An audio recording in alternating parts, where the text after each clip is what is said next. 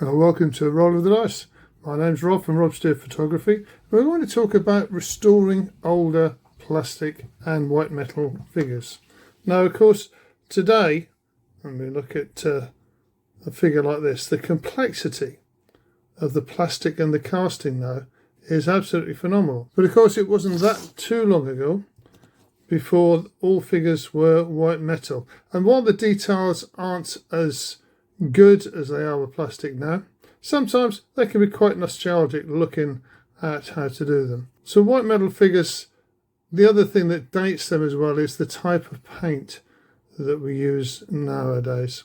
It's a lot thinner, it's you can get a lot more detail into it. So what we thought we'd do is to restore some figures. There's a couple there, Tom Bombadil and of course his wife Goldberry. Also we'll look at Saruman the White and some other figures as well, and restore a section of some of the Lord of the Rings figures just to see how they are different today. So what we're going to do is we're going to look at how we strip them, how we can then restore them, and how the new type paints can be used in things like glazes and contrast paints as well, and see the difference that it makes. And then we'll mount them on a small diorama as well. So to remove acrylic paint, particularly in white metal figures, isn't too hard given the type of paints that we use nowadays. And basically what we'll do is we'll soak them in some isopropyl.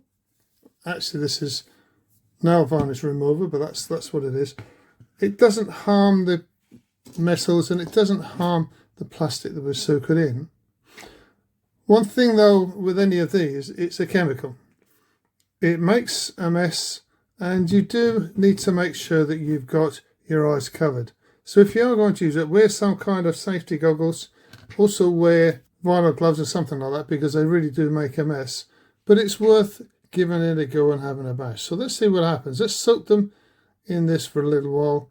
Scrape them off. One thing we will use, of course, to do that with is a paintbrush, an old paintbrush, and we'll put our gloves on, soak these through, and give these a bit of a clean up.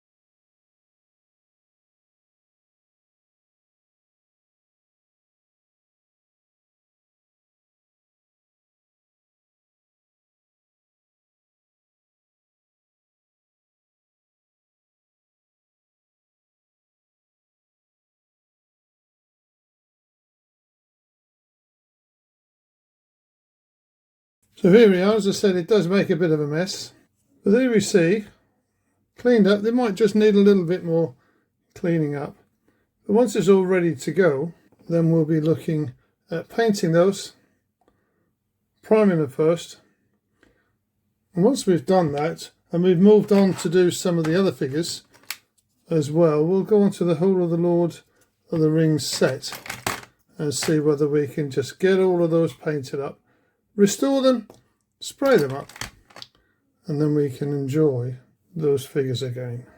Okay, so we've started to get these sorted out, and you can see we're starting to get some detail on these, which will enable us to be able to paint those and get to know where the highlights are. This, of course, is Gandalf. We've got all the rest of the Fellowship there. So what we're going to do, and we'll start with one that's still black. So one of the hobbits here is done in black, and what we want to do with it is just to add on a little bit of white primer. So we'll add a little bit of white primer into there, and then we can just highlight this with a bit of dry brushing. Now we've got one of these type, and all you do is you add some white to the brush, but then almost wipe it all out, so there's hardly anything left. And what you find then is when you gently highlight, it will pick out the highlights on there. Now, because it's primer, it's quite thin, so you're not going to get lots and lots of thick highlights in there, but you will then get to see some of the details in there, and that will allow you to be able to get some nice colours on there. You notice with the Gandalf one I've done a little bit more on that, and gradually as you build it up you'll see how the detail turns up, so you've got a nice base to be able to work with. So we'll work on the other ones here and we'll see how we get on. So we're just gently adding highlights in. You'll notice it will keep the shadows fairly light in there, because then when we come to the final colours that will really make a nice difference. But we just gradually work our way down so that we can pick out the highlights in the best way that we can, and just pick them all up. And we'll go back to the Tom Bombadil figure. We've still got to do that as well. And we'll just gradually pick out the parts of that you want until we've built up a nice amount of primer on that. A nice amount there to put some highlights. And you do gradually build them up. So for instance with the Saruman figure that we have there, just do the same thing. Just build up a little bit more until we can see what's in the highlights there. So we'll build all those up, and then once we've done that, what we're going to do is going to print out some reference photos of all of these figures. So we'll know, because we know at least one of those has got a yellow waistcoat in the, I think that was Sam, I think it was. And it's just a case of building that up, and it gives you a nice base in which to work and which to start. And then once we've got the reference figures, so I think that one has a yellow waistcoat as well, but we'll be able to get through all of those with some reference photos and then be able to enjoy doing that. So we'll just keep working our way through this, and you'll see that it'll gradually start building up, and then we can start enjoying getting some references on this. So we're going to print out the references so that we can remember. We know there's some of them that are like woodland green or something like that, but we'll get as much as we can. So then we've got all of our figures all set and ready to be able to use, including our Tom Bombadil. Again, we just got to do a bit. Our Tom Bombadil and Goldberry figures as well, because we're going to use those and put them on a small diorama as well. So here are some of our figures. This one, Gandalf the Grey, all ready to go. And we'll start painting them in a little bit. And of course we've got Boromir and all the others, and the Hobbits as well. Now one of the problems sometimes with buying second-hand ones is that you end up, as I do there, with 2 Sams. So we've got 4 Hobbits, but we've only got 2 of the ones that we want. But we can always get around some of that, and we will do a little bit of remodeling with that and work out how we're going to make it so we've got 4 of the Fellowship of the Ring. One of the good things to do that is always to get a reference. So I've got a couple of stills from the movie, and you can see that we've got the colours on there. We know that, for instance, Frodo is wearing a sort of a ruddy colour, and Merry has that, but he also has his yellow waistcoat as well. So we know how we can do that. The cloaks will be a generic colour, because obviously they all wore those, but we will keep hold of those. We've got some of them there in their travelling gear, and again, if we look back, we can get to see how they're all going to look when you've got the cloaks on. So you'll get a sort of a splash of colour here and there, but not too much otherwise. So we can then really start putting them in their travelling gear, and then we can work on from there. So the first thing we're going to do is we're going to start with Gandalf. Obviously he's going to be fairly grey. He does seem a bit on the dark side there, with a bit of a tinge if we look at them, but we'll tend to keep them grey, and these wall paint ones will do a great issue where you get them in different colours, and it's a kind of a bluey grey, which is nice and will suit just nicely. So we'll use that ash grey for the base paint, the company grey for the highlights, and then the shadows in there. So we'll start painting the base part of that and see how we go on from there.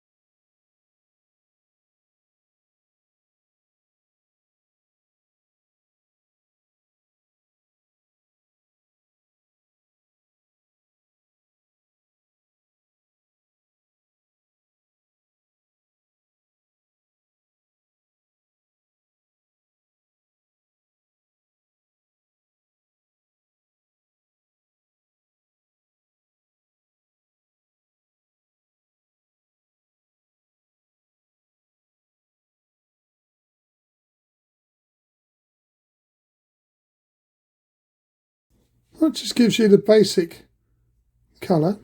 Leave that to dry, and then we can start mixing in a little bit of the darker grey in there to give an intermediate colour, and just start mixing the shadows in as well. So we'll leave that to dry and we'll carry on. So things are coming on. I've been using some of these contrast paints for some of this, because they are really clever to do, and they're a lot easier, and they use a lot less paint as far as coverage is concerned with the volumes of paint. So once we've done all of these, and in particular the Gandalf figure, although it's a bit shiny, we'll lose matte paint when we finish, but all of these are going to be great for using for highlights. So we're going to start using that, start using some of the light flesh as well. We've really got to start on these, but we will probably do these last of all, though I have started doing Merry's side there. So we'll keep on, keep moving through, keep working our way through the colours until we get to the top, and then we'll be ready. And what we will do is we will start with doing the classic type of all of these figures all in line, and then we'll put them onto a base once we've done all of these and we've redone some of that, and we'll make up the classic line of all the figures on there. So here are our figures. So we've got all of our bits. These ones have just got need a bit of cleaning up. That's for Frodo. Unfortunately I've got two Sams, but never mind. And a Merry.